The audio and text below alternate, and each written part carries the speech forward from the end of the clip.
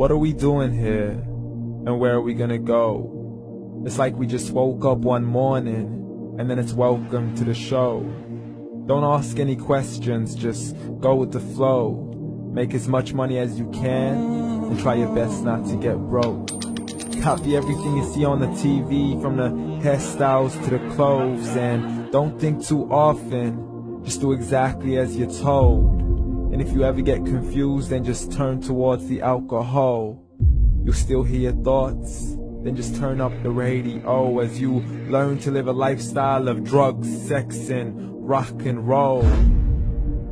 But in all honesty, I just need to know, is there more to the cycle than growing and getting old? Living and dying just to leave behind a happy home and a whole lot of property that somebody else is going to own. I just really need to know before the casket's closed, 'cause I'm not willing to gamble with my soul, nor am I ready to take any chances. These are just simple life questions, and I'm just searching for some answers. Like, what are we doing here? And what is our purpose? How did we get here, and who made us so perfect? And what happens once we go, or is this world all really worth it? Questions we don't answer because apparently we don't really have to. There's no purpose to this life and our existence is merely natural. Then in that case, please let me ask you, did you create yourself, or was it somebody else who had fashioned you? 'Cause you're a being that's impeccable, faultless and unparalleled. You're a product of supreme intelligence, and I'm merely being rational. For there isn't a camera on this earth that can come close to the human eye, nor a computer that can compete alongside the human mind. And if the whole world was to come together, we wouldn't be able to create a single fly. So many signs, yet we still deny. As science tries to justify that all this could come from none, when it's a simple sum. 0 plus 0 plus 0 cannot possibly ever give you 1. So from where did all this order come? For everything has its origins, a maker, a creator of its own. I mean, the only reason you're watching this video is because somebody had to press upload. So we can believe in the Big Bang, but I'd rather believe in He who caused it to explode. Allah, the creator of everything, along with every single soul. The ever-living, the master, the only one who is in control. Unlike his creation, beyond our imagination. And no, he's not a man, nor does he have any partners in association. He's on his own. And no, he did not ever leave us alone. Just like every manufacturer, he left us with an instruction manual. The Quran and Islam, and I'm sorry to jump to conclusions, but it's the only one possible.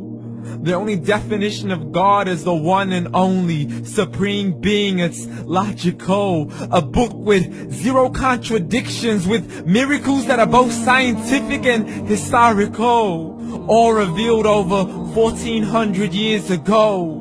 Like the detailed description of the human embryo. The descriptions of the human embryo in the Quran cannot be based on scientific knowledge in the 7th century. To the mountains as pegs holding firm the earth below, and the 2 seas that don't mix in a complete separate flow. To the planets in orbit, alternating night and day as they stay in flow. The expansion of the universe and the creation of everything from H2O.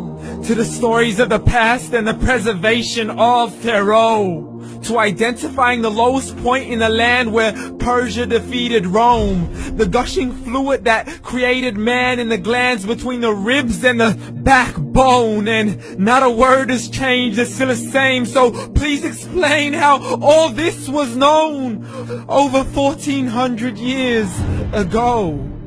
To a man who couldn't read or write, as he would recite whatever the angels spoke. And if you still don't believe, please try to come up with something that's even close. But you can't, so we took God as a mockery and his messengers as a joke. Muhammad could not read or write.